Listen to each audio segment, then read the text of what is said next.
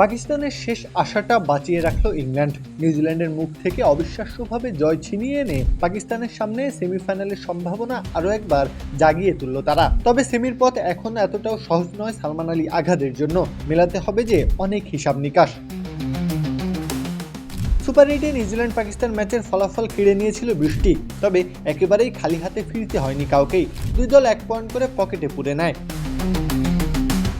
England টানা 2 match জিতে সেমির ticket আগেই কেটেছিল। তবে তাদের সঙ্গী কে হবে তা নিয়ে যত অনিশ্চয়তা। ইংল্যান্ডকে হারাতে পারলে নিশ্চিত হয়ে যেত নিউজিল্যান্ডের সেমিফাইনাল খেলা।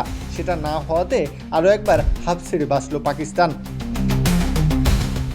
ইংল্যান্ডের কাছে সর্বশেষ ম্যাচে হারতে হয়েছিল। এরপরে এলোমেলো হয়ে যায় সমস্ত হিসাব। তবে জিতলেই হবে না, আরও অঙ্ক মেলাতে হবে।